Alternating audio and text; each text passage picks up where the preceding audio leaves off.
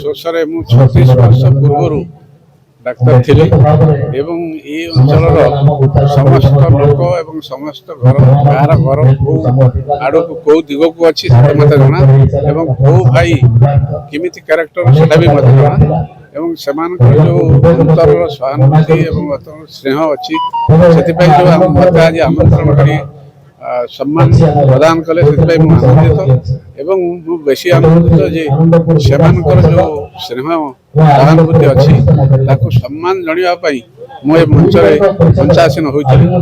ଆଉ ଏଠି ସବୁ ପ୍ରକାର ଆରେଞ୍ଜମେଣ୍ଟ ଖୁବ୍ ଭଲ ଭାବରେ ଅଛି ଏବଂ ଏ ବରିଷ୍ଠ ନାଗରିକ ମଞ୍ଚ ବହୁତ କିଛି ରହିଛି ଏବଂ ଆଗକୁ ବହୁତ ତାର ଏମ୍ ରଖିଛି ଆଗକୁ ବଢ଼େଇବାରେ ଏବଂ ସମାଜକୁ ଦିଗଦର୍ଶନ ଦେବାରେ ସେ ପ୍ରୟାସ କରୁଛନ୍ତି। ସମସ୍ତ କର୍ମକର୍ତ୍ତା ଏବଂ ସମସ୍ତ ଏଥିର ଭାଗ ନେଇଥିବା ସମସ୍ତ ବରିଷ୍ଠ ନାଗରିକ ଦୀର୍ଘ ଜୀବନ ଏବଂ ସୁସ୍ଥ ଜୀବନ କାମନା କରୁଛି ଏବଂ ଏ ଅନୁଷ୍ଠାନର ଆଗକୁ ଉନ୍ନତି ହଉ ଏହା ପାଇଁ ମୁଁ ଭଗବାନ ଠାରେ ପ୍ରାର୍ଥନା କରୁଛି। ବିକାଶ କରୁଛୁ ବୋଲି ଆମେ ନାରା ଦେଉଛନ୍ତି, ସଭା ସମିତିରେ ବକ୍ତବ୍ୟ ରଖୁଛନ୍ତି, କିନ୍ତୁ ପ୍ରକୃତରେ ବିକାଶ ସାଙ୍ଗେ ସାଙ୍ଗେ ଆମର ଜଳ ନିବାସ ବଢ଼ି ଚାଲିଲାଣି। ତାକୁ ଗୋଟେ ଆଲୋଚନା ନେଲା ବରିଷ୍ଠ ନାଗରିକ ମଞ୍ଚ ଯେ ଆମେ ଆପାତତଃ ଆଇନକୁ ପଛରେ ପକାଇ ଆମେ ବ୍ୟକ୍ତିଗତ ଭାବେ ଲୋକଙ୍କ ସହିତ ମିଶିବା। ପାରିବାରିକ ସମ୍ପର୍କ ନଷ୍ଟ ହୋଇଯାଉଛି, ସେ ପାରିବାରିକ ସମ୍ପର୍କଟା କେମିତି ନିବିଡ଼ ରହୁ।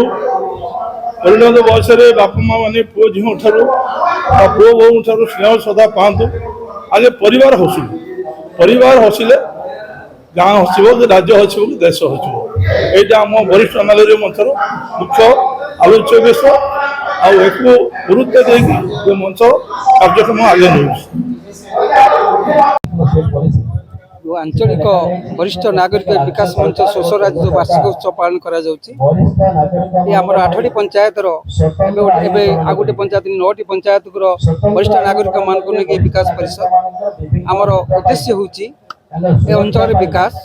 ଯେଉଁ ବୁଦ୍ଧିଜୀବୀ ମାନେ ଶିକ୍ଷାବିତ ମାନେ ଏଥିରେ ଆମର ସାମିଲ ହେଇଛନ୍ତି, ତାଙ୍କର ନିଜର ସମସ୍ତ ଦୀର୍ଘ ଦିନର ଅନୁଭୂତିକୁ ନେଇ ଏ ଅଞ୍ଚଳର କେମିତି ଶିକ୍ଷାର, ସ୍ୱାସ୍ଥ୍ୟର, କୃଷିର, ଗମନାଗମନ, ପାରିବାରିକ ବିବାଦ ଏବଂ ସର୍ବୋପରି ଆଞ୍ଚଳିକ ବିକାଶରେ କାର୍ଯ୍ୟକ୍ରମ ହାତକୁ ଆମେ ନେଇଛୁ। ଏହି ଆଧାରରେ ବର୍ତ୍ତମାନ ଆମର ଯେଉଁ କାର୍ଯ୍ୟକ୍ରମ ଚାଲିଛି, ଆମକୁ ମଧ୍ୟ ଅକୁଣ୍ଠିତ ସହଯୋଗ ମିଳୁଛି। ଗରିବ ପିଲାମାନଙ୍କର, ମେଧାବୀ ପିଲାମାନଙ୍କର, ଯେଉଁ ଆର୍ଥିକ ଅନଗ୍ରସର ପିଲାମାନଙ୍କର ପାଠ ପଢ଼ିବା ପାଇଁ ଆମେ ତାକୁ ଆର୍ଥିକ ସହଯୋଗ ମଧ୍ୟ ଦେଇଛୁ। ଆଉ ଭଲ ଭଲ ପିଲାମାନଙ୍କର ଏବଂ ବରିଷ୍ଠ ଶିକ୍ଷକମାନଙ୍କୁ, ସମାଜସେବୀକୁ, କୃଷିବିତ୍ ଏବଂ କୃଷି ଯେଉଁ ଆଦର୍ଶ କୃଷକ ସେମାନଙ୍କୁ ମଧ୍ୟ ଆମେ ସଂଗଠିତ କରୁଛୁ, ସମ୍ମାନ ଦେଉଛୁ।